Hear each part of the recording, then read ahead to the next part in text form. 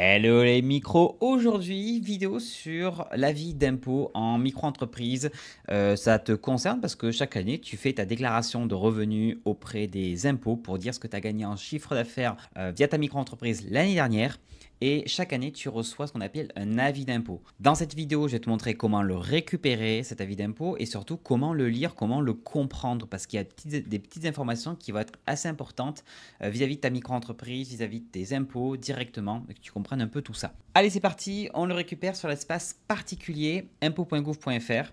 Et notamment dans la rubrique documents. Tu vas dans le document, tu vois, dans chaque année, tu peux le récupérer. Et là, tu vois, il y a marqué avis d'impôt 2024 sur les revenus 2023. Donc, c'est ici que tu vas pouvoir le récupérer. Alors, voilà à quoi ça ressemble. Il y a plusieurs, j'ai masqué 2-3 informations, bien sûr, personnelles. Mais voici à quoi ça ressemble. Il y a ici en haut indiqué impôt sur le revenu. Alors, je vais peut-être zoomer. On va faire un petit zoom. Hop, hop, hop, hop, hop. Est-ce que c'est mieux comme ça? Donc, impôt sur le revenu 2023, avis d'impôt établi en 2024. Donc, tu l'as reçu en 2024, mais ça concerne tes revenus de 2023. Ça, c'est important parce que chaque année, on te demande, par exemple, quel avis d'impôt récupérer. Tu as sur la partie de gauche vos références, donc ton numéro fiscal et ou celui de ton conjoint ou ta conjointe, la référence de l'avis, l'adresse d'imposition, etc. Donc, le numéro fiscal, c'est important. Aussi, si tu es déclarant 1, déclarant 2, parce que des fois, quand tu fais ta déclaration de revenus, on te demande si tu es 1 ou si tu es 2. Tu as après la partie contact si tu veux contacter ton service des impôts. Et surtout ici, tu as la partie, c'est la douloureuse, c'est est-ce que les impôts te doivent de l'argent ou est-ce que c'est toi qui dois de l'argent aux impôts? Là, dans mon cas, c'est moi qui leur dois de l'argent. Au-dessus de 300 euros, normalement, ils mettent un échéancier comme tu vois là sur 4 mois. Tu as après en dessous la partie, une des parties la plus importante, c'est le revenu fiscal de référence et le nombre de parts. Alors pour expliquer, c'est quoi ce revenu fiscal de référence? C'est on va dire, le montant total des revenus du foyer. Et nombre de parts, c'est en fonction du nombre de personnes qu'il y a dans le foyer. Et dans certaines situations, tu as des demi-parts en plus. Mais pourquoi c'est important ce revenu fiscal de référence? Parce que c'est grâce à lui que tu vas pouvoir vérifier si tu as le droit au versement libératoire de l'impôt sur le revenu l'année suivante. Et ça, il faut le vérifier chaque année. C'est-à-dire que si aujourd'hui, cette année, tu l'as, le versement libératoire, dis-toi que tu as jusqu'à fin septembre pour faire la demande de changement de versement libératoire pour l'année suivante, de l'enlever ou de le prendre. Donc en fait, tu n'as à peu près que 2 mois pour faire la demande. Et pour ça, il faut répondre à une condition. Il faut que ton revenu fiscal de référence soit inférieur à un certain montant. Alors, pour vérifier le montant, je t'invite directement à aller sur mon article que j'ai mis en lien en description.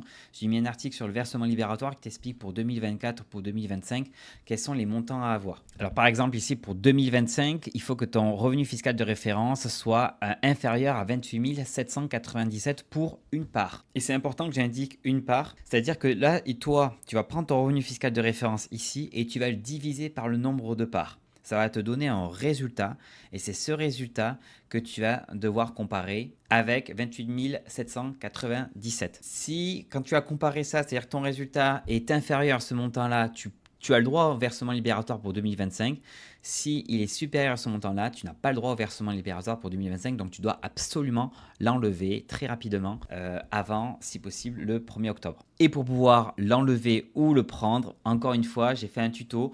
Je te le mets en description de cette vidéo. Parce que je prévois tout, moi, je prévois tout. On continue sur la deuxième feuillet, on va dire, à la deuxième page, qui va expliquer en gros les revenus que tu as. Donc là, moi, j'étais plus en micro-entreprise l'année dernière. Je vais te donner un ancien avis d'impôt avec les montants. Donc voici normalement ce que tu devrais avoir. Alors il doit y avoir des lignes qui concernent par exemple ton activité salariée, etc. etc. Mais là, on voit la partie micro-entreprise. Donc toi, tu dois avoir soit BNC professionnel régime spécial ou alors BIC professionnel régime spécial, etc. Et tu vas voir que j'avais fait 36 050 de chiffre d'affaires. Ils ont appliqué l'abattement qui est automatique de 34% pour les BNC, 50% pour les prestations BIC et 71% pour les ventes de marchandises. Et derrière, c'est ce que eux, ils pensent que j'ai en net, c'est-à-dire en revenu. Le chiffre d'affaires, moins l'abattement. Voilà en gros, et c'est ça qui vont ajouter au revenu fiscal de référence. En gros, vraiment, je fais un raccourci du foyer. Alors, tout le reste que tu peux avoir, il doit y avoir peut-être plafond épargne retraite. Ça, c'est quelque chose que tu peux utiliser chaque année. C'est-à-dire que si tu as un plan épargne retraite, si tu un PER pour ta retraite, tu peux utiliser un avantage fiscal qui te permet de déduire une partie, on va dire, de ton revenu imposable pour payer moins d'impôts. Tu peux l'utiliser au cours des années ou alors à la fin quand tu vas récupérer ton épargne retraite, ton plan épargne retraite. Donc ça, je t'invite directement à te renseigner avec l'entreprise avec laquelle tu as souscrit un plan épargne retraite. Moi, je recommande Caravel. Je te mets le lien et j'explique pourquoi un plan épargne retraite, ça peut être intéressant. Mais du coup, là, c'est en gros un plafond que tu peux utiliser pour déduire de ton revenu imposable et donc payer moins d'impôts. Moi, c'est ce que je fais parce que commence à être assez imposable.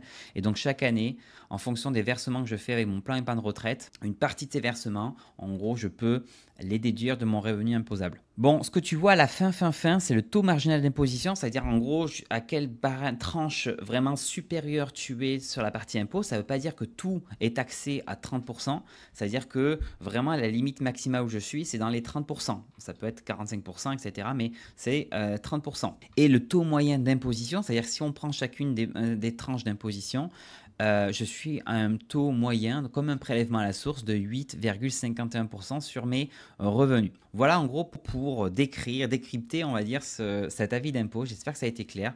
Si pour toi, tu veux que je fasse une vidéo qui t'explique un peu le barème à tranche des impôts, comment ça marche et tout, dis-le moi en commentaire. Et voilà, je te dis à très bientôt pour une vidéo sur la micro, sur les impôts, peu importe. Salut!